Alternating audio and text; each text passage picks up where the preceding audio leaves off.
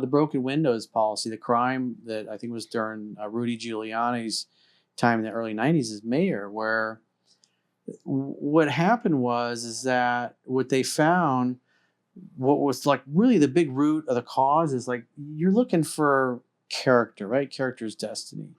So what they found was when people would jump over the turnstiles in the subways and to avoid paying their fare for the toll, the subway toll, that was a character flaw. And so when they would stop those people, turned out a lot of them had guns or were in a gang or had drugs or whatever. And just at the time, the police just like, because if a cop arrested somebody and then took them to the station and did all the paperwork, that's like, that was like 5-6 hours of the day gone with one criminal. And so they were just like, they just kind of let it go because it wasn't worth their time. And so what they found is like when you have a neighborhood and there's like 100, say it's 100 houses in the community or whatever, and you got one street that's got maybe 20, 30 houses, and there's like 3 of them that are abandoned. Maybe one of them had been on fire. The grass is 3 feet tall. The windows are broken, and on the others, there's roof leaks. There's people throwing tires and shit in the front yard and mattresses. The rest of the neighborhood goes downhill because other people drive through and they think, oh, nobody gives a shit, and then so they start breaking out windows in other homes. Maybe it's a home that the family moved out and it's vacant. It looks nice, but if for sale, and now the windows are broken out because they weren't living there, because they saw the shitty houses. And so what they noticed is like when the subway would get to the other end, any of the cars that had graffiti on it, because it stops at different places where people, do the graffiti. And by the time it gets to the other end of the line, they would take it off the line to clean the graffiti off.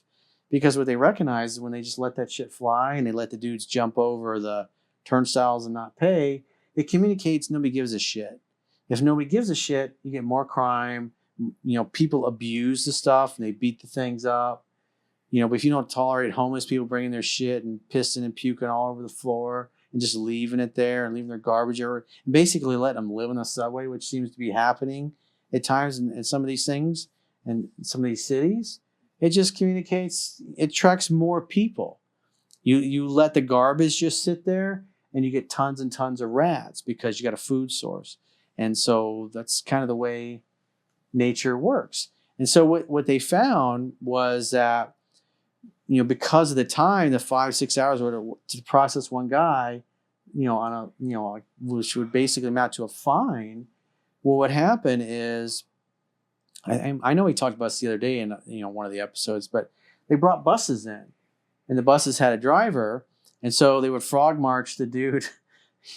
They'd march him up to the bus, all handcuffed, and then handcuff him to the seat, and so he would turn it over to another police officer who would do all their paperwork, and then they would go back down, and once the buses were full, I don't know, 50 people, whatever they get on a bus, those prisoners, then the driver would drive it to the jail, and then the cops could just basically arrest somebody, bring them up there, give them their basic info, what happened, and then go back down and look for the next guy that's jumping over. And so what they found was there was a high incidence of finding guns and knives and other weapons and drugs on them. And so because those people were getting arrested, and a lot of them were like kind of career criminals, and then guess what? They all got incarcerated. Ooh. And so you took all the criminals off the street who were committing the crimes.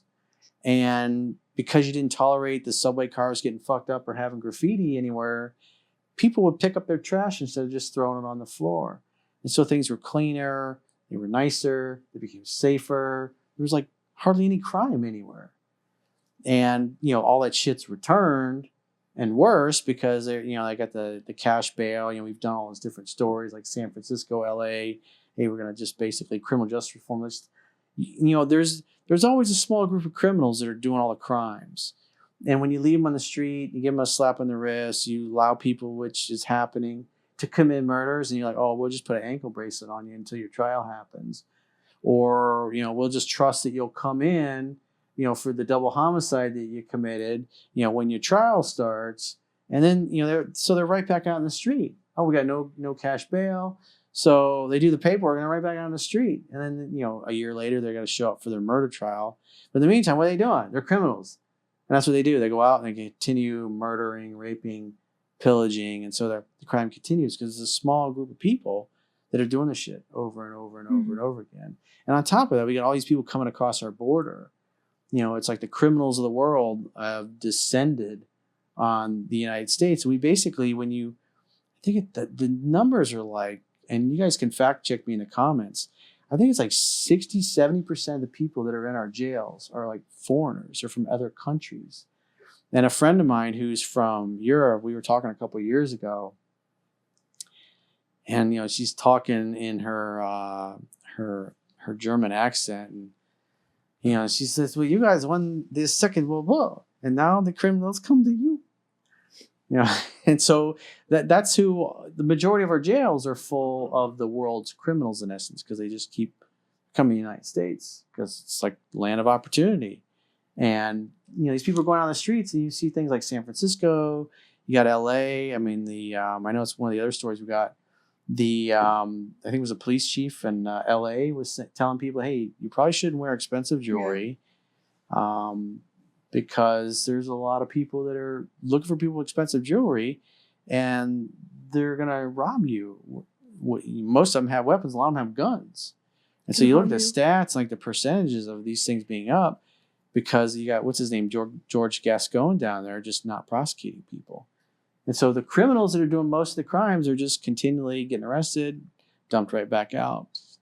So there's no consequence to them for their behavior. They just, it's an inconvenience of their time. They'll be, they get arrested in the morning, by lunch, they can stop by and, get a hamburger somewhere and then go right back to robbing, raping, and pillaging until the next time they get caught. So their behavior is being enabled because it's being allowed under criminal justice reform. And so there's, like my aunt said, it was, she worked as a prison guard for 20 years. And she said on the podcast, it's like, it's just some people that have to be in jail. They're just, you can't reach them. You can't help them. And they got to be locked up. Otherwise, they'll just keep whatever crime they were doing. A lot of them, it's a lot of different crimes. They're just going to keep doing it. That is true. They're going to keep doing it. It's very interesting with the LA one, though. That LA has like a big crime rate. They do. And everything's going on with just like being snatched through like the streets, like the jewelry you have to wear. Because my friend, he's a producer, and he flies from LA to like Miami, and he says every time he's in LA, he like hides his chain, or he takes off his chain and his watch, which is like, from a brand. And because he just doesn't know, like someone just comes up and snatch it, and he's right that they do have guns. Like, it's very scary. Has it happened to him? Has he encountered that before? I think he had an incident before, but it wasn't with jewelry. But it's a gun-free zone. It's scary. The criminals don't. There's no consequences. No, it has to be some type of consequence, because it's very terrifying for the people. And it's not fair either. It's not fair, especially if we're like open targets. Yeah, they got what they voted for. That's very, very dangerous. Hopefully, they got what they voted for. It doesn't happen here in Miami or like New York. Oh, just go down to Miami as soon as you get off the interstate down there. One of the shoot houses that I train at is like, man, I'm glad I have guns with me when I get out of my car, because it's like there's homeless people everywhere. Like, you get down there, it's like tent city all around the streets, right off the off ramp down there, downtown Miami. Oh yeah. There's tents everywhere. People, doing drugs. It looks like San Francisco. There's literally like a and little area. What's his name? Mayor Suarez, who's he's supposedly a Republican. He's one of those fucking rhinos. It's like he's doing nothing. He's just running his mouth, and he's just allowing that stuff to happen. It makes it dangerous, especially at night. Yeah, definitely. All the stores down there have those metal cages in the windows and stuff. It's like I think it's the expensive towers around there, condos and stuff they're putting up. I was like, damn, I wouldn't want to live there. And it's not even like homeless people. It's just like suspicious people in general. Like, there's just suspicious. It's all the above. There. Yeah, there's like a strip. I remember going downtown. Like, I don't know if you know where the wharf is in Miami. Yes. That's very sus, because there's that a lot area of homeless. Outside of it, yeah. Oh my god! Sus. Like, people will go to their the parking garage, And you have to be careful because there's homeless people inside the garage. They're like sleeping, like it's an open And there's garage just too. And sus it's just people like in general. They're just very sus. Yeah, definitely not. I've come sus across people, I've come Miami lingo. I've come across sus people, and believe it or not, they're not homeless, but Yeah, they're just wearing red. they're just wearing red. Go to Wynwood on a Friday, Saturday night. You'll see sus people too after They're like a couple of walking drinks. a human red flag. Yeah. It's hilarious. No, but I agree. Wynwood, oh yeah. Don't even Wynwood's get me another started, man. The stories I can tell you Bruh. on Wynwood. Oh, me too. Well, okay, what's Me your best too. one? I was with my friend, and it was like her first time in Wynwood with me. We're walking. We finished that photo shoot because a photographer saw us. And there's like these two guys who were coming. And I don't know if they were like drunk or high on coke or something. One of them comes to me and is like, oh my God, the devil's here. The devil's here. And the other one says, oh, I just want to have sex with you right now in the street. And my other friend is just like terrified. She's from New York and she's seen all of this like things going on. And there's like two regular, I don't even know if they were young 20s or 30s or what they were on, but it was just like very scary because they were doing that to all the girls. So they were like frightening girls saying things like this, and who knows what other things they said, but that's just like very weird and very unattractive for a guy to do that. Like, we're not gonna even like go near you, so why you expect like saying things like that? Like, I've never had that. I mean, I've had something similar happen, not to the extent of like your experience, but this one is like a funny one. Some random guy out of the ordinary. Me and my friend were walking. I think he had a bet. He lost a bet or something with his friends, and he had asked us to kick him like where it hurts. oh And my I'm like, God. nah, dude, I'm not gonna do that. And he was willing to pay us. I'm like, nah, bro. Like, find someone else. That's just weird. People are So weird. That's weird. That's so that weird. brings that people are. I mean, in my line of work, people are freaks. So I remember I was 19 and I was part of my job for construction management when I was majoring at construction management at FIU down in Miami. We needed, I think it was like a summer, or we had to have an internship for a construction company. And so I got this job working as a carpenter's helper, which I didn't really know what it was, but I got my tool belt, I got my S-wing hammer, I got my pouches, nails, and all that stuff. And we're working in this, it was in off of Wiles Road. It was like a boardwalk back there in this park. It was like a wetlands kind of thing. And so it was kind of swampy. And like as soon as you got out of your car, you were instantly surrounded by thousands and thousands of bugs that just flying all around your head, going in your ear, going up your nose, touching your skin, landing on you. And you could swat them away, and you could put that off stuff on, the bug repellent, and like, they would still be all around you. That sounds And like it the was Everglades. hot. It was the middle of Ooh. summer, July, and it was raining a lot, and there's mud back there. And I remember one day we were working, so we had these, it was a bobcat with an auger bit on it. It looks like a big like corkscrew. Drills down and then makes a hole. And then you have these things called sonotubes, which are, it looks like a giant paper towel roll, but it's like real thick and it's got like a waxy thing in the middle so it doesn't stick to the concrete. You set those in the top, and then you got concrete pumps, so you got a hose going like hundreds of feet, probably like 100 yards back to the end, pumping concrete in there. You fill it up with concrete, you put a metal cage in there, and then you put a bracket on the top and you trowel the top because, the little sonotube sticking out the paper towel roll or the toilet paper roll makes it, a nice finish in the top. And so there was this guy there. We had these, day laborers, you call them rent-a-bums, which is basically what they are. They were like homeless guys that lived on the street. And so, of course, when they show up, they were just drunk as fuck all the time and stinking of booze because they work during the day and they get enough money to buy their drugs or drink their beer. And this one guy, he had I don't know what his real name was, but his name was Tar Baby.